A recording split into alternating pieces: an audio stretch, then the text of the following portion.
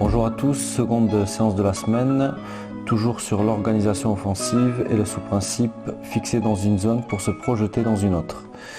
Voilà, donc aujourd'hui on est sur une dynamique physique endurance, c'est-à-dire qu'on sera sur des temps de travail un peu plus longs et sur des formes plus globales avec plus d'espace et plus de joueurs.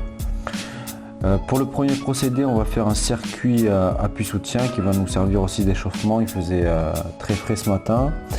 Donc l'objectif, c'est de maîtriser techniquement l'appui-soutien au niveau de l'orientation du corps, de la justesse technique pour jouer à une touche de balle en fait dès que possible.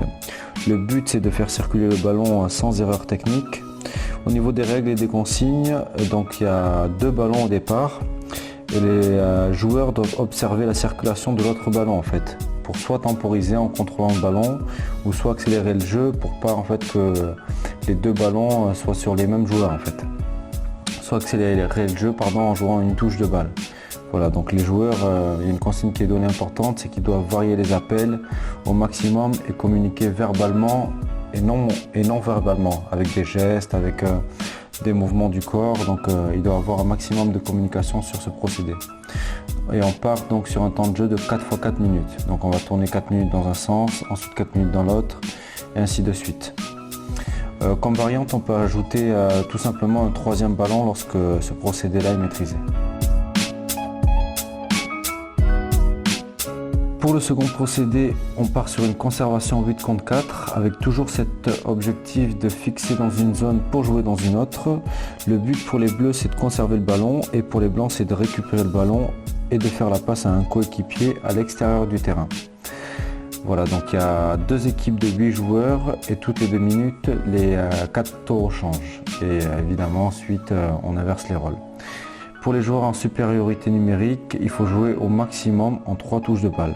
Donc pour ce procédé-là, on part sur 8 séquences de 2 minutes. Et lorsque c'est maîtrisé, on peut passer à 2 touches de balle pour les joueurs en supériorité. Au niveau de la surface de jeu, on est sur approximativement 20 mètres sur 10 mètres. Voilà, donc on voit bien les 2 équipes. Donc là, les 8 joueurs en conservation du ballon. Et ensuite les 4 joueurs qui doivent récupérer le ballon. Puis les 4 joueurs qui sont à l'extérieur, donc qui doivent se rendre disponibles lorsque les taureaux récupèrent le ballon. Et on l'a vu lors du changement, donc les 4 joueurs qui étaient à l'extérieur basculent à l'intérieur. Et ceux qui étaient à l'intérieur, évidemment, sortent à l'extérieur et ça doit se faire très rapidement.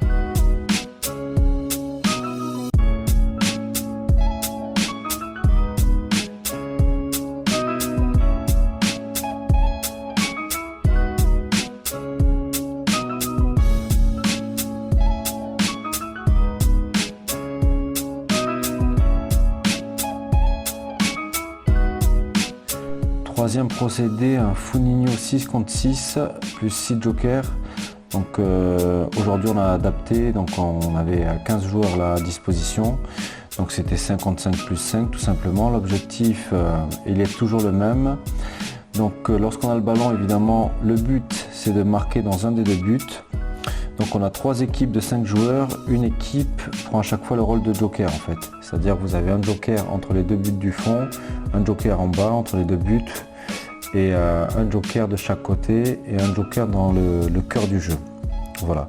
Et toutes les 5 minutes en fait on inverse les rôles, c'est-à-dire que par exemple l'équipe rouge va passer en joker.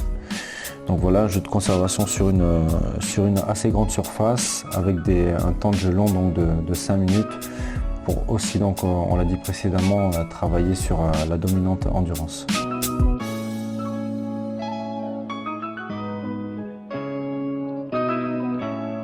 Dernier procédé où on va vraiment mettre en pratique ce que l'on a travaillé précédemment.